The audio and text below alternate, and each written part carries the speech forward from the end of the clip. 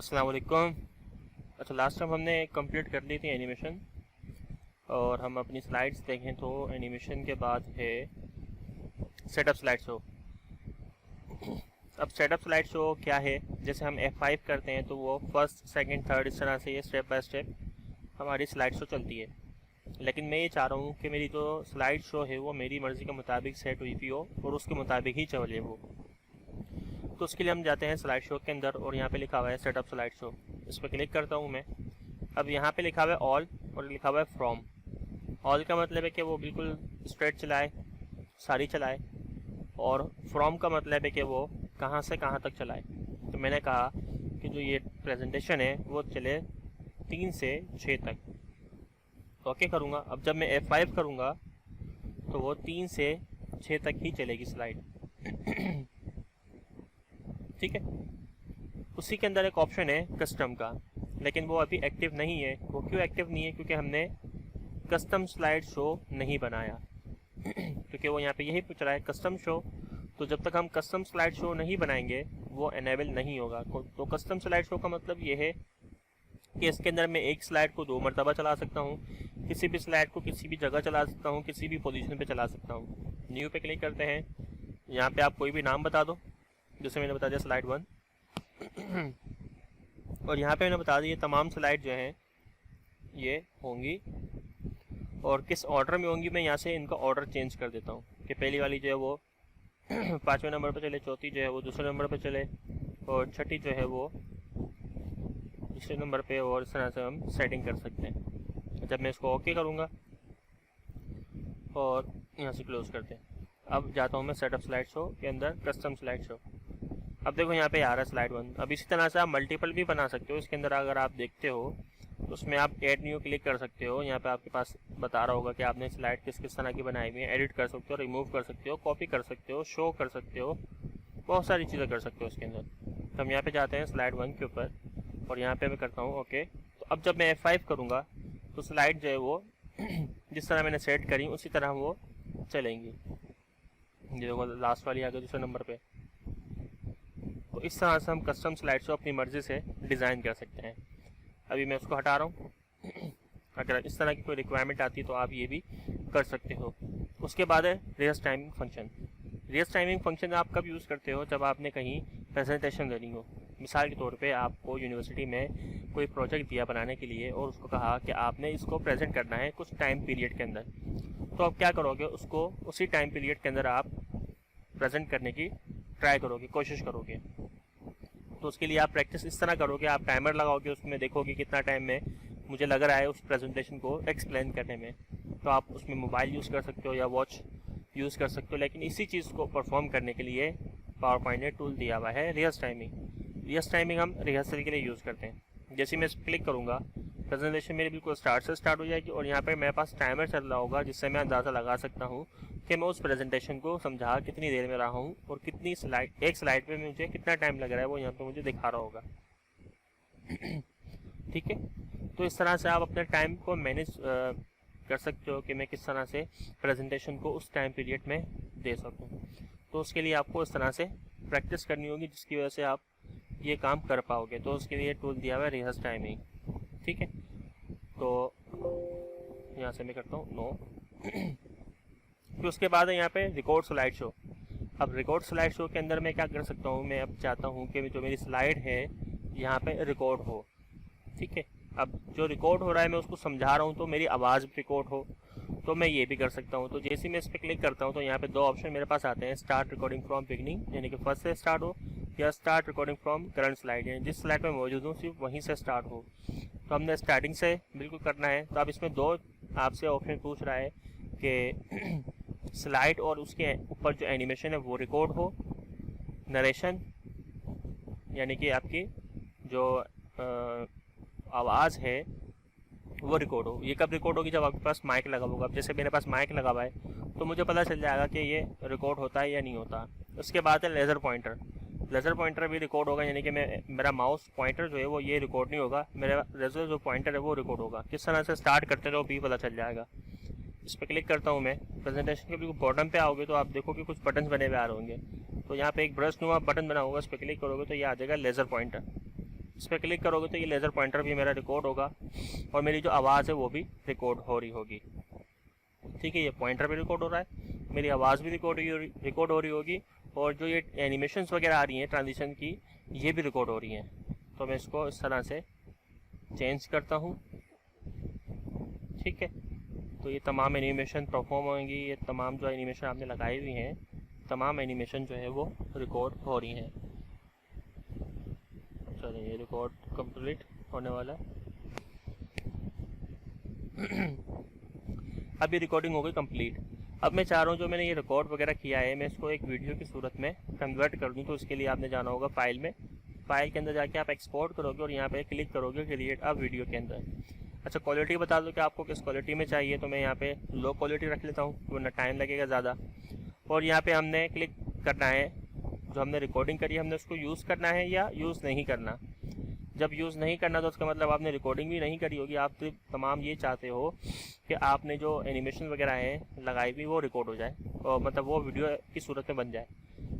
लेकिन आप चाह रहे हो आवाज़ भी रिकॉर्ड हो, जो आपने रिकॉर्ड किया वो तमाम चीज़ें हो, तो ये आप इसके ऊपर फिर क्लिक करोगे। क्रिएट वीडियो पे क्लिक करते हैं, हम डेस्कटॉप के ऊपर इसको सेव कर लेते हैं, प्रेजेंटेशन 1 के नाम से है और MP4 ये वीडियो बनेगी।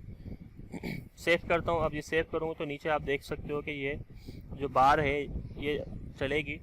जब ये पूरी कंप्लीट होगी तो ही मेरी वीडियो जो है वो एक वीडियो की सूरत में कन्वर्ट हो जाएगी कंप्लीट। अभी ये कन्वर्ट हो रही है। ठीक है, ये कंप्लीट हो गई। अब मैं देखता हूँ डेस्कटॉप के ऊपर ये मेरी प्रेजेंटेशन है। अब इसमें देखता हूँ, मैं आवाज़ पे क्लिक करता हूँ, मैं प्रेजेंटेशन के बिल्कुल बॉटम पे आओगे तो आप देखोगे कुछ बटन बने हुए होंगे। तो यहाँ पे एक ब्रश नुमा बटन बना होगा, उस पर मेरी आवाज़ भी रिकॉर्ड हो गई है इसके अंदर और जो भी एनिमेशन इसके ऊपर हैं वो भी रिकॉर्ड हो गई है। ठीक है, तो इस तरह भी आप काम कर सकते हो कि अपनी आवाज़ रिकॉर्ड कर सकते हो, अपनी आवाज़ भी रिकॉर्ड कर सकते हो, रिकॉर्ड हो रही होगी और भी बहुत सारी चीज़ें कर सकते हो। ठीक है, तो ये था रिकॉर्डिंग। अगर आप रिकॉर्ड करना चाह रहे हो तो आप वो भी कर सकते हो। आगे बढ़ते हैं, तो आगे हमारे पास है स्लाइड मास्टर और hand out master. Slide master का काम क्या होता है कि कोई भी ऐसा काम जो हर स्लाइड पे होना चाहिए सेम, उस काम को आप स्लाइड मास्टर से परफॉर्म कराते हो।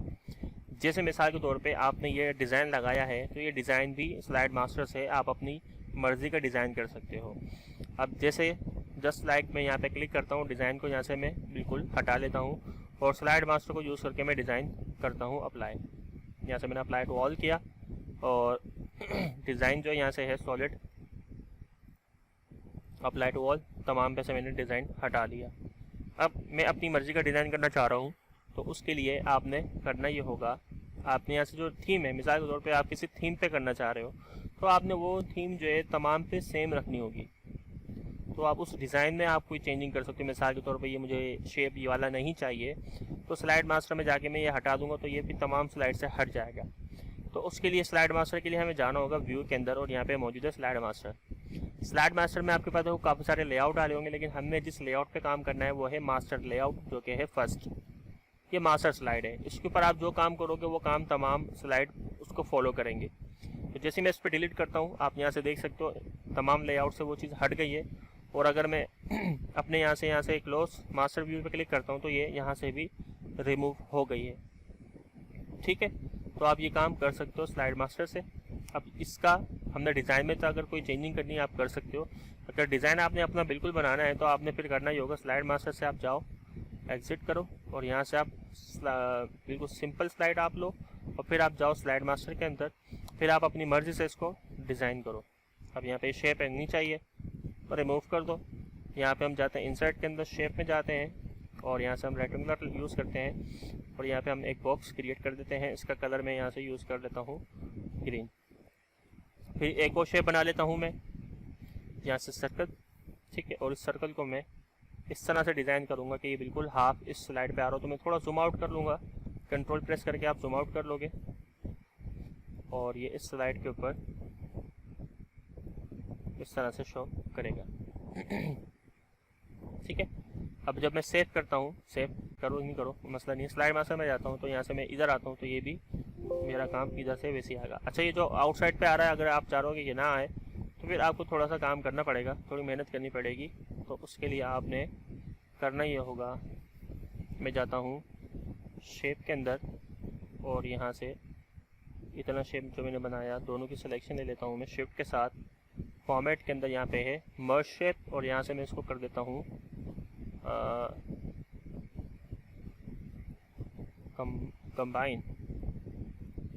कंबाइन से जुड़ गए शायद मेरे ख्याल से।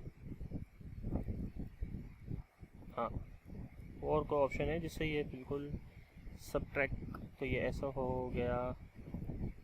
मैंने सब्ट्रैक्ट करना है इसको सब्ट्रैक्ट करना है इससे,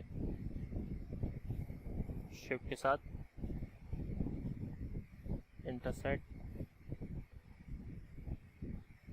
फ्रैगमेंट कंबाइंड और फ्रैगमेंट करके फ्रैगमेंट करके देखते हैं क्या होता है। हाँ, डिलीट हो गया। ठीक है, इसी तरह हम इंसर्ट में जाएंगे और शेप पे क्लिक करते हैं दोबारा, और यहाँ पे हम यहाँ पे जो शेप बना हुआ है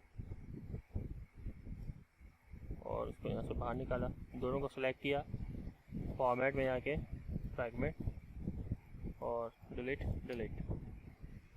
सेम नीचे से भी, और दोनों को सिलेक्ट किया और फ्रैगमेंट। ठीक है, तो ये हमारा डिज़ाइन अब हमारे स्लाइड के बिल्कुल बीच में है।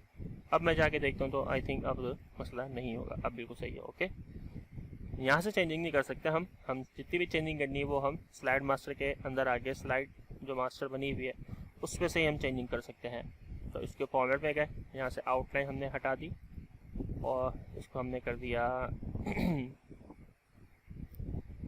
ग्रीन कर देते हैं, ग्रीन लाइट, बिल्कुल पैरोट कलर हो गया, और इसको भी यहाँ से नो कर। ठीक है, बाकी आप जो बनाना चाहो बना सकते हो। अब हमने हर स्लाइड के ऊपर जो ये बटन बनाए थे हम करते हैं ये, अच्छा ये भी हमने शेप बनाया हुआ है ना, इसको भी डिलीट कर देते हैं। ये भी हम स्लाइड मास्टर से लगाएंगे। ये भी हटा दिया हमने, ऑडियो भी नहीं चाहिए, ऑडियो यहाँ से भी हट गई है। ठीक है, यहाँ से इसको भी हटा दिया, यहाँ से इसको भी हटा दिया। ये सब सारा काम होगा स्लाइड मास्टर के थ्रू, क्योंकि ये रिपीटेड काम है। जो रिपीटेड काम है वो हम स्लाइड मास्टर से कर सकते हैं। अच्छा, फर्स्ट वाले से नहीं हटाएंगे क्योंकि उस पर काम हुआ हुआ है, तो हमें ये काम वरना दोबारा करना पड़ जाएगा। तो हम यहाँ से इसको करेंगे कट, व्यू में जाएंगे और यहाँ से स्लाइड मास्टर में जाके मास्टर स्लाइड पे जाके यहाँ पे कंट्रोल P से पेस्ट कर देंगे, सेव करते हैं, क्लोज करते हैं, तो वो सारा काम हमारा यहाँ पे आ जाएगा। लेकिन यहाँ तो नहीं होगा परफॉर्म, उस साइड से बाद परफॉर्म यहाँ पे होता तो वो यहीं पर ही परफॉर्म करेगा। बाकी एनिमेशन के अंदर कोई इशू आ रहा है यहाँ पे, तो हम एनिमेशन इसके ठीक कर लेते हैं। स्लाइड मास्टर और एनिमेशन पैन में यहाँ पे हम आफ्टर प्रीवियस हुआ है तो उसको हम आफ्टर प्रीवियस 1 टाइम और कर देते हैं। अब देखते हैं यहाँ पे हम एनिमेशन में आके देखते हैं क्या है।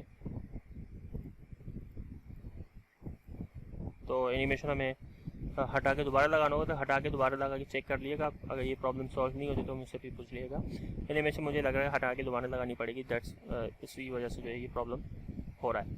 तो अच्छा, हमने एक बॉक्स बनाना था यहाँ पे, तो उसको भी बना देते हैं अच्छे से।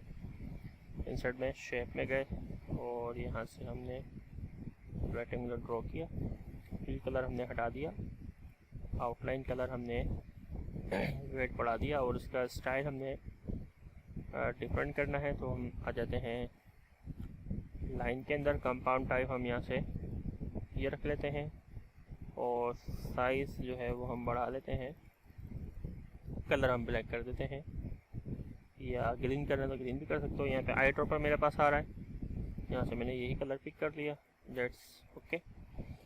सेव करते हैं, क्लोज करके हम जाते हैं बाहर। तो ये डिज़ाइन हमारा अच्छा सा बन गया है। ठीक है, अब लास्ट हमारा क्या था ऑप्शन, स्लाइड मास्टर हो गया। अब है हैंड आउट मास्टर। अब हैंड आउट मास्टर क्या है, प्रिंट आउट है। अब जैसे मैंने आपको तस्वीर शेयर करी थी, तो उसमें क्या था कि एक पेज पे 2 स्लाइड आ रही थी हमारी, तो ये है हैंड आउट। अब मैं चाह रहा हूँ कि मेरा जो काम मैंने बनाया है वो उसका प्रिंट आ जाए, और उस प्रिंट के अंदर ऐसा हो कि एक पेज के ऊपर 2 स्लाइड प्रिंट हो जाए। तो वो भी आप काम कर सकते हो। तो उसके लिए भी हमें डिज़ाइन करना होगा। व्यू में जाते हैं, हैंड आउट मास्टर पे जाते हैं, तो यहाँ पे हमारे पास हैंड आउट हम यहाँ से बना सकते हैं कि एक स्लाइड पे कितनी स्लाइड आनी चाहिए। यहाँ से हम चेंज कर सकते हैं टू अगर हम लैंडस्केप में निकाल लें तो यहाँ से हम ओरिएंटेशन भी चेंज कर सकते हैं, पेज का लेआउट भी चेंज कर सकते हैं कि उसके साइज़ क्या होगा, स्टैंडर्ड हो गया, वाइड स्क्रीन हो गया, डिफरेंट आप कुछ रखना चाह रहे हो। फिर एक पेज पे आप कितनी स्लाइड रखना चाह रहे हो आप यहाँ से यूज़ कर सकते हो। तो 2 ही स्लाइड होती हैं, ज़्यादा रखोगे तो फिर प्रॉब्लम क्रिएट हो जाएगी। पेज नंबर चाहिए तो पेज नंबर आप यूज़ कर सकते हो, पेज नंबर को आप छोटा कर लो और इस तरह। और अगर आप फुटर में कुछ लिखना चाह रहे हो, एड्रेस वगैरह, तो आप उसको कंप्लीट रख लो और जो टेक्स्ट लिखोगे वो सेंटर में होगा तो कोई और पेज नंबर भी नहीं छुपेगा। तो यहाँ पे आप अपना एड्रेस पुट कर सकते हो। तो यहाँ पे www.example, यहाँ पे हम स्मॉल में लिखते हैं .example.com। और इसी तरह डेट तो नहीं चाहिए होती, तो डेट आप यहाँ से हटा भी सकते हो, वहाँ से डिलीट करोगे तो टिक खुद ही हट जाना है इसके ऊपर से। यहाँ से हम इसको बड़ा कर लेते हैं हेडिंग को और यहाँ पे लिख दीजिए सिमसेट कंप्यूटर एकेडमी, सेंटर कर लेते हैं, साइज़ इसका बड़ा कर लेते हैं होम के अंदर जाके, ठीक है। राइटिंग जो है इसका कर लेते हैं इम्पैक्ट,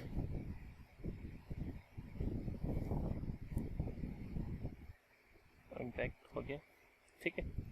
ये हमारे यहाँ से जो जितनी भी फॉर्मेटिंग है वो आप यहाँ से कंप्लीट कर लोगे, जिस तरह की भी आपको फॉर्मेटिंग चाहिए। यहाँ से जब आप कर लोगे डन, तो फिर आप यहाँ से क्लोज कर दोगे उसको, फिर आप जाओगे कंट्रोल P प्रिंट प्रीव्यू के अंदर। प्रिंट प्रीव्यू में जाओगे तो यहाँ से आपके पास कुछ इस तरह से आएगा लेआउट। तो आपने यहाँ से करना है फुल पेज के बजाय हैंड आउट में जाके 2 स्लाइड, क्योंकि हमने 2 स्लाइड पर इसको डिज़ाइन किया तो 2 स्लाइड के ऊपर ये हमें अच्छे से दिखाएगा, ठीक है। देख लो कितना अच्छे से आ रहा है व्यू। 2 स्लाइड हमारी एक पेज पर आ रही है, ऊपर हेडिंग है हमारी, थोड़ी ऊपर है, थोड़ा सा आप नीचे भी कर सकते हो। पेज नंबर आ रहा है, इसको भी नीचे कर सकते हो। ये हेडिंग हमारा जो हमने एड्रेस बताया वो फुट का, वो भी दिखा रहा है हमारे को। तो अब आपने फर्स्ट और सेकंड प्रिंट करना है, या आपने तमाम करना है तो आपकी ये तमाम तो हो जानी है प्रिंट।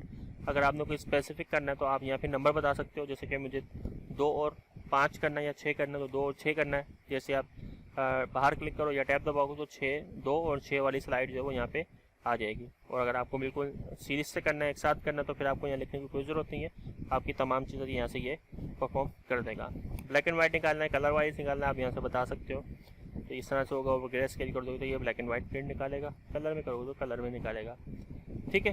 तो आई होप ये चीज़ें समझ में आई होंगी जो भी मैंने पढ़ाई हैं। प्रेजेंटेशन के अंदर ये तमाम चीज़ें यूज़ होती हैं, जो मैंने पढ़ाया है वो आप तमाम चीज़ें इसमें अप्लाई करो। जब ये तमाम चीज़ें कंप्लीट हो जाएंगी तो आपका ये पावर पॉइंट जो है फिर ओके हो जाएगा, डन हो जाएगा, यानी तमाम चीज़ें आपकी यहाँ पे जो लिखी हुई हैं वो तमाम आप पढ़ चुके हो। अब जब आप ये कंप्लीट कर लो काम तो फिर मुझे सेंड कर देना, फिर मैं आपको बताऊँगा कि आगे करना क्या है। तब तक के लिए अल्लाह हाफ़िज़, अपना ख्याल रखिएगा।